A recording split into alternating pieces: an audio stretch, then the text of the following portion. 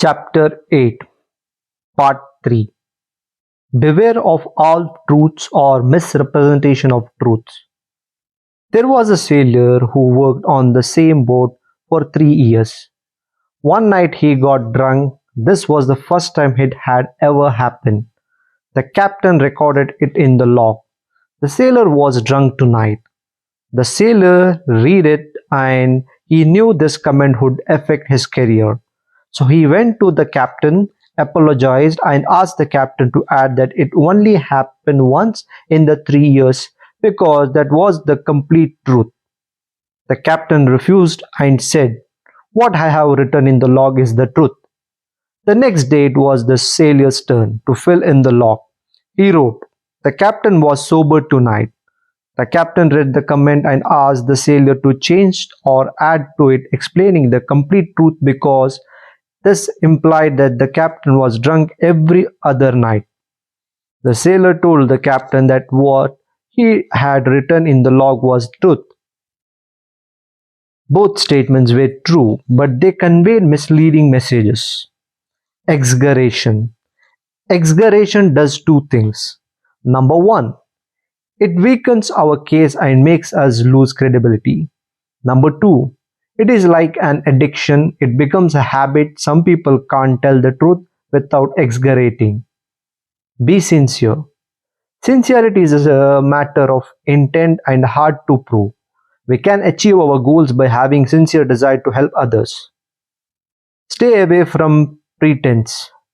Asking a friend in trouble, "Is there anything I can do for you?" is really annoying. It is more lip service than a sincere offer. If you really want to help, think of something appropriate to done and then do it. Many people put on the clock of sincerity more out of selfishness than substance, hoping that someday they could claim the right to receive help. Stay away from meaningless and phony pleasantries. Caution. Sincerity is no measure of good judgment. Someone could be sincere yet wrong. Actions speak louder than words. Which loved the best? "I love you, mother," said little John. Then, forgetting his work, his cap went on, and he was off to the garden swing, and left her water and wood to bring. "I love you, mother," said Rosie Nell. "I love you better than tongue can tell." Then she teased and pouted full all the day, till her mother rejoiced when she went to play. "I love you, mother," said little Fan.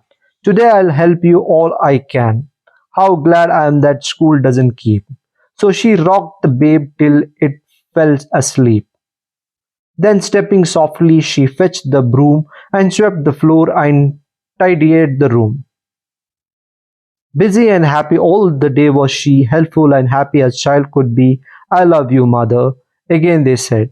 Three little children going to bed. How do you think that mother guessed which of the really loved her best? Joy Allison. Maintain integrity. Ancient wisdom says, anything that is bought or sold has no value unless it contains the secret, priceless ingredient and that what cannot be traded. What is it? The secret, priceless ingredient of every product is the credibility, the honor and integrity of the one who makes it. It is not so secret, but it is priceless. Here is another side to integrity, questionable. Three executives were fighting over who would pay the bill for lunch. One side, "I will pay. I can get a tax deduction." The other said, "Let me have it. I will get reimbursement from my company."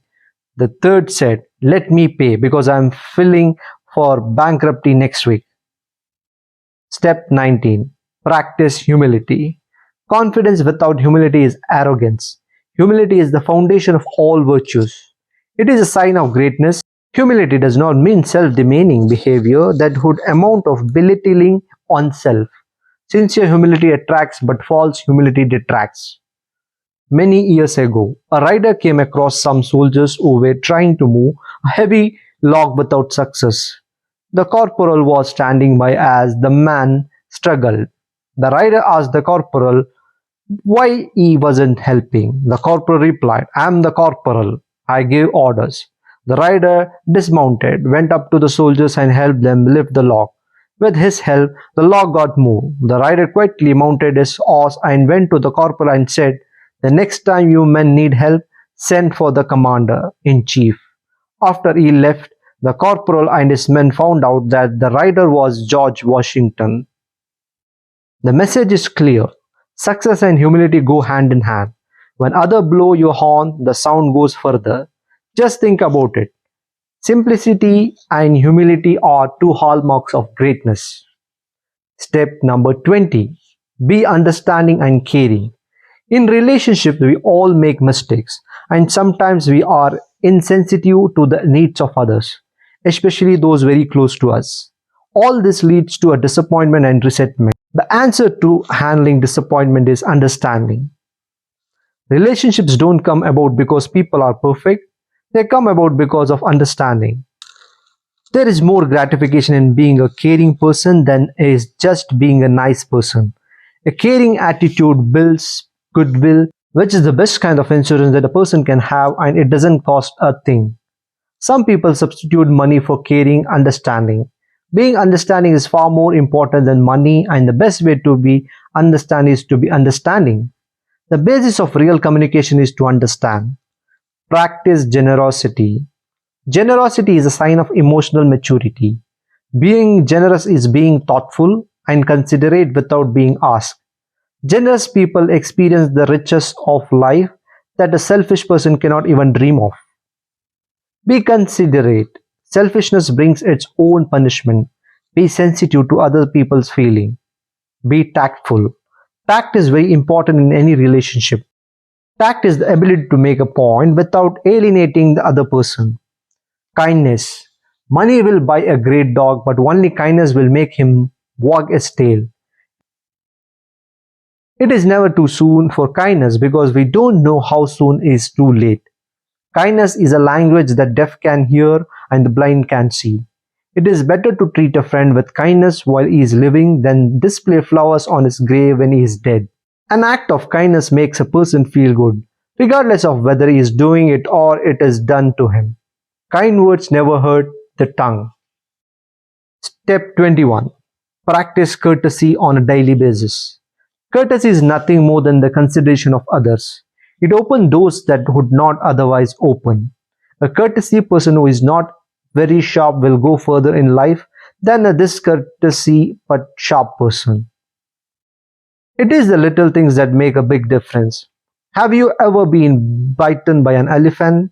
The most obvious answer is no. Have you ever been bitten by a mosquito? Most of us have. It is the little irritants that test your patience. Courtesy is made of nothing more than many small gifts. Small courtesy will take a person much further than cleverness. Courtesy is an offshoot of deep moral behavior. It costs nothing but pays well. No one is too big or too busy to practice courtesy. Courtesy means giving your seat to the elderly or to the disabled. Courtesy can be a warm smile or a thank you. It is a small investment, but the payoffs are big. It enhances the other person's self-worth. Courtesy required humility. It is unfortunate when people become obnoxious. They detract from their positive traits. I have overheard people saying with pride, "I can be pretty obnoxious." Scatter the seeds of courtesy wherever you can.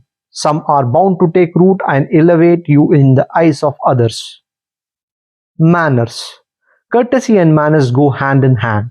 It is equally important, if not more, to practice manners at home and not just on outsiders. Showing consideration and good manners brings out a feeling of warmth and acceptance in the home. Courtesy means practicing good manners. Besides being self-satisfying, politeness and courtesy have many more advantages than rude behavior. Considering that, I wonder why more people don't practice courtesy. Rude and discourages people may get short-term results. Most people like to avoid dealing with such behavior and in the long run. Rude people are disliked. Courtesy behavior ought to be taught to the children at any early age so that they can grow and become mature. Considerate adults. Courteous behavior once learned stays for life. It demonstrates a caring attitude and sensitivity to other people's feelings. It seems trivial and unimportant, but little phrases such as please, thank you, and I'm sorry take a person as long way. Remember, being courteous will breed courtesy in return. Practice as much as often as you can. Initially, it may take some attention, but effort is well worth it. Politeness is the hallmark of gentleness. Courtesy is another name for politeness. It costs a little but pays a lot, not only to the individual but also to the entire organization. Have you ever noticed that sometimes when one person is telling a joke, another person will jump in and give the punchline, drawing attention to himself? And after everyone laughs, he will reveal where he read it. Thus, this may show superior knowledge, but it shows inferior manners. Courtesy shows good upbringing. Many brilliant and talented people have destroyed their own success because they lack courtesy and manners. Politeness and courtesy are a sign of being cultured. Rudeness and discourtesy shows the lack of it. Treat other people with respect and dignity. Rudeness is the weak man's imitation of strength. Eric Offer. Step number 22. Develop a sense of humor. Some people are humored impaired. Have a sense of humor and you will possess the ability to laugh at yourself. A sense of humor makes a person likable and attractive. Learn to laugh at yourself because it is the safest humor. Laughing at yourself gives you the energy to bounce back. Laughter is a natural tranquilizer for people all over the world. Humor may not change the message, but it certainly can help to take the sting out of the bite. The healing power of humor. Dr. Norman Cousins, author of Anatomy of an Illness, is a prime example of how a person can cure himself for a terminal illness. He had a 1 in a find a chance of recovery, but Cousin wanted to prove that if there was anything like minded over matter, he would make it a reality. He figured it negative emotions cause negative chemicals in our body. Then the reverse must be true too. Positive emotions like happiness and laughter would bring positive chemicals into our system. He moved from the hospital to hotel and rented humorous movies and literally cured himself by laughing. Of course, medical help is important, but the will to live for the patient is equally, if not more important. A funny bone could be a lifesaver. Besides, it makes life's adversities easier to handle. Step number 23. Don't be sarcastic and put others down. Negative humor may include sarcasm, put downs, and artful remarks. Any humor involving sarcasms that makes fun of others is poor taste. An injury is forgiven more easily than an insult.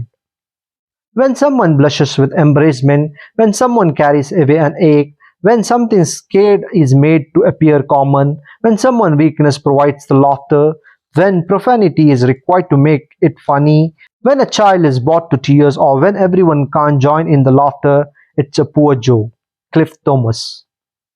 To sadists, everything is funny, so long as it is happening to someone else.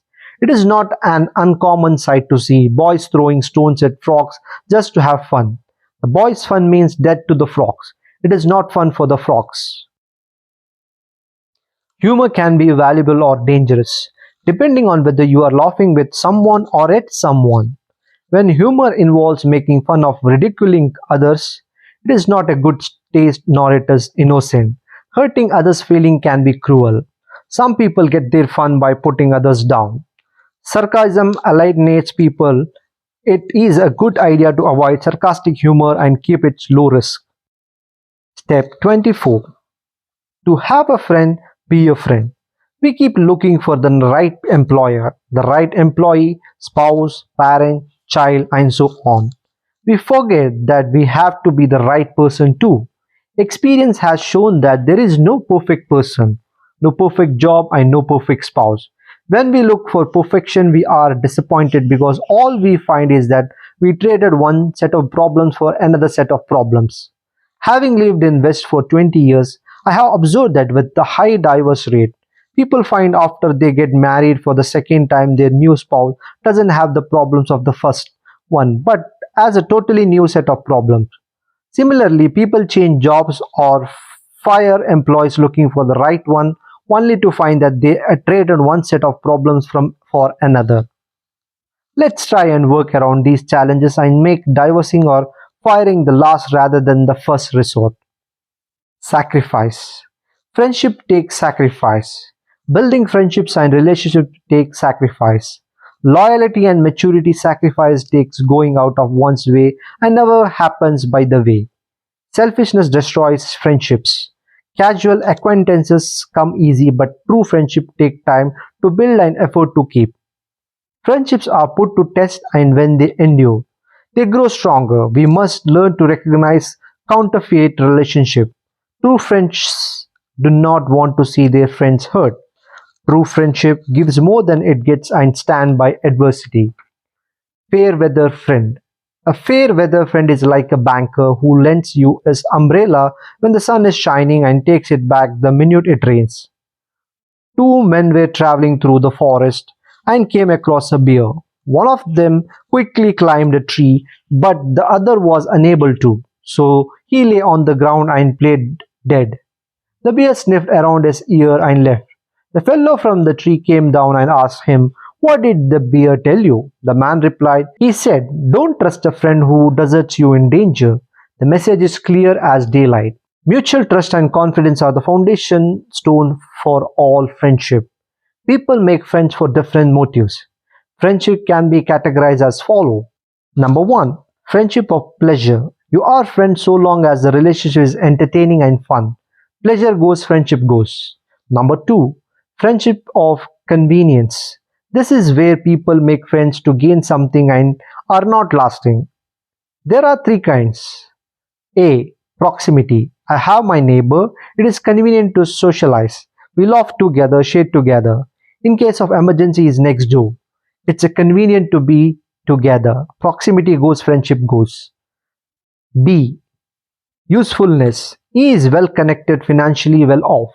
Resourceful, he is a doctor, lawyer. Build and maintain the relationship. Someday he could be useful. Usefulness goes, friendship goes. C. Common enemy. There is a saying, my enemy's enemy is my friend. Common enemy goes, friendship also goes. Number 3. True friendship. This is a build on mutual respect. These are the people who have the good of each other at heart and act accordingly. It is based on character and commitment. There is lasting goodness at both ends. This lasts forever. Prosperity brings friends. Adversity reveals them. Fair weather friendship is described well by the following poem. Rejoice and men will seek you. Grieve and they turn and go. They want full measure of all your pleasure, but they do not need you woe. Be glad and your friends are many. Be sad and you lose them all. There are none to decline your nectared wine, but alone you must drink life's gall. Ella Wheeler Will Cox. People who are true friends in the real sense help one another, but these are not favors. They are acts incidental to friendship and never the purpose of it. If ever helping each other becomes the purpose of friendship, purpose goes, friendship also goes. Relationships don't just happen, they take a time to build. They are built on kindness, understanding, and self sacrifice, not on jealousy, selfishness, puffed up, and egos and rude behavior. Relationships should never be taken for granted. Once the relationships are established, they need to be nurtured constantly. Nobody is perfect. Expecting perfection is setting yourself up for a disappointment. Friendly cooperation. It is difficult to achieve success without the friendly cooperation of others. A pleasing personality is flexible and adaptable while maintaining composure. Flexibility does not mean flimsy or helpless behavior. It means assessing and responding appropriately and in a timely manner to given situation. Flexibility does not stretch to principle and values. Step number 25. Show empathy. The wrong we do to the others and what we suffer are way differently. Empathy alone is a very important characteristic of a positive personality. People with empathy ask themselves this question: how would I feel if someone treated me that way? A puppy. A boy went to the pet store to buy a puppy.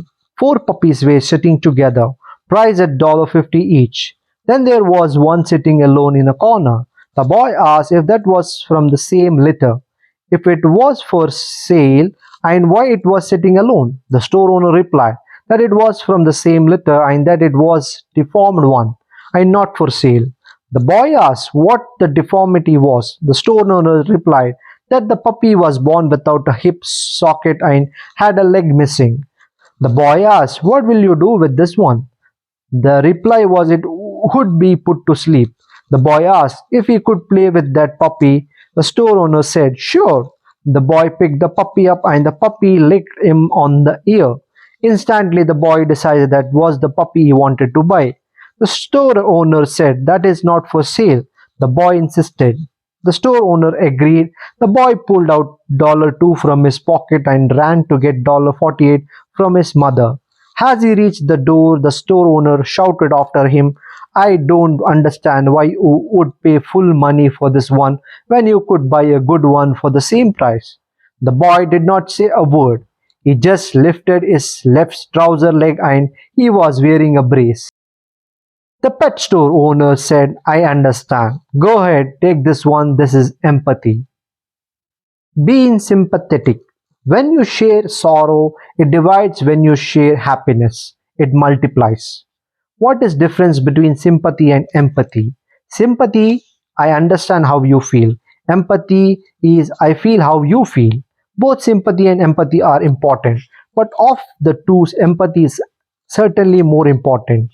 When we empathize with our customers, employers, employees, and families, what happens to our relationship? They improve, it generates understanding, loyalty, peace of mind, and higher productivity. How do you judge the character of a person, or for that matter, of a community or a country? It is very easy. Just observe how the person or a community treats these three categories of people. Number one, the disabled. Number two, the elderly. Number three, their subordinates. These are the three groups of people who cannot stand up as equal for their rights. Be a better person. Resolve to the tender with the young, compassionate with the aged, sympathetic with the striving, and tolerant of the weak and wrong.